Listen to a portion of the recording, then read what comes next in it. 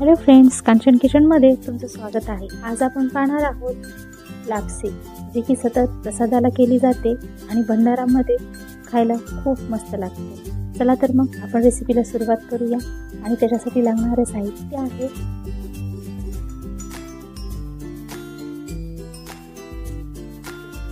1 cup lapsi या कपाने मोजलेली आहे। 10-12 मी बदाम असे तुकडे करून घेतलेले आहेत। 7-8 इलायची, 1 कपच घेतलेला आहे। गूळ किसून 2-3 चमचे तूप घेतले। आता एका कढईमध्ये आपण तूप टाकूया। मी 1 चमचा तूप टाकलेला आहे। तूप छान गरम झाले की त्याच्यामध्ये आपल्याला बदाम लालसर भाजून घ्यायचे।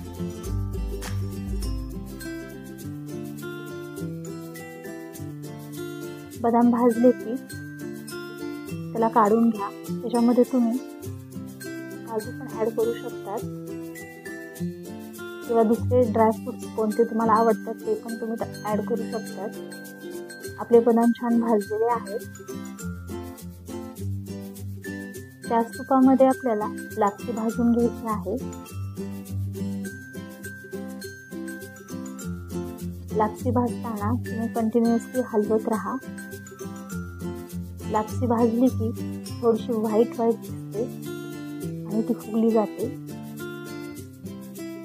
आपल्याला लापसीला छान भाजून घ्यायचं आहे। तुम्ही पाहू शकता आपली लापसी भाजलेली आहे। भाजल्यानंतर लापसीला एका ताटामध्ये काढून घ्या।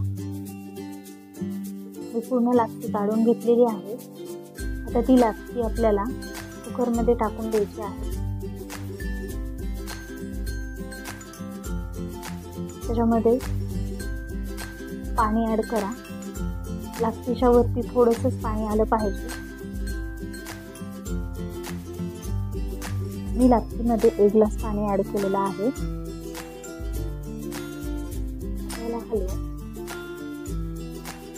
आपल्याला कुकरच्या 4 शिट्ट्या करून घ्यायच्या आहेत।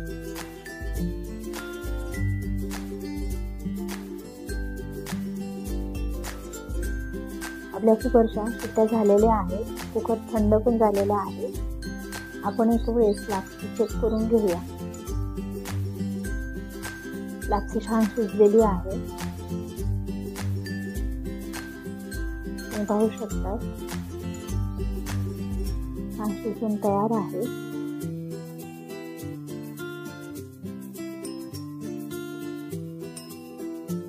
अशाच पद्धतीनं तुम्हाला पण लापसीला 4 ते 5 शिट्ट्या करून घ्यायच्या आहेत।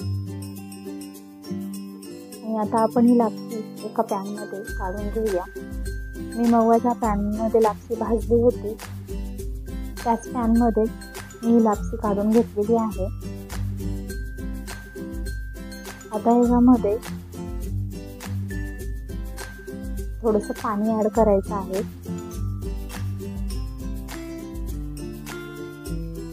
थोडं करून मी 1 ग्लास पाणी ॲड केलेलं आहे।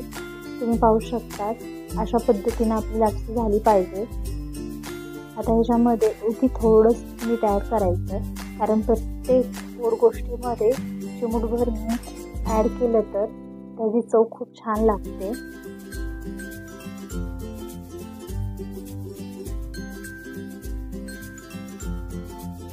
आणि याला थोडीशी उकळी आली की आपल्याला गूळ जो मी किसून घेतलेला आहे तो ॲड करायचा आहे। त्याला पण व्यवस्थित हलवून घ्या। गूळ छान मेल्ट होईपर्यंत आपल्याला लापसीला हलवत राहायचं आहे।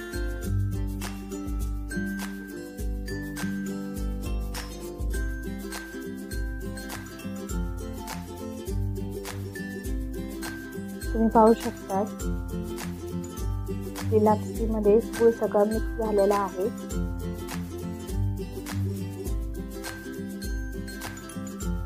लापसी पण खूप छान दिसत आहे।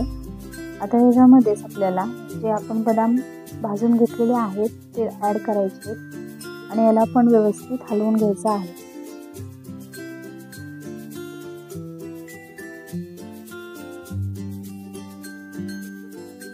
लापसी व्यवस्थित हलवून झाल्यानंतर विलायची पूड टाकायची आहे। मी हे मिक्सरमधून साखर आणि विलायची काढून घेतलेली आहे। विलायची टाकल्यानंतर व्यवस्थित हलवून घेऊन मिक्स करा आणि जे तूप 2 चमचे राहिले होतं ते 2 चमचे तूप याच्यावरतून टाका। तुम्ही पाहू शकता लापसी किती छान दिसत आहे। लापसीला खूप छान कलर पण आलेला आहे।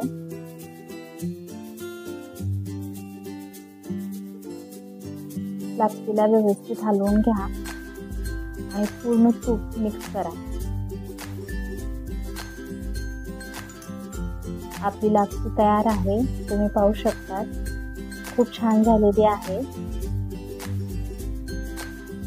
जशी भंडाऱ्यामध्ये मिळते तशीच झालेली आहे।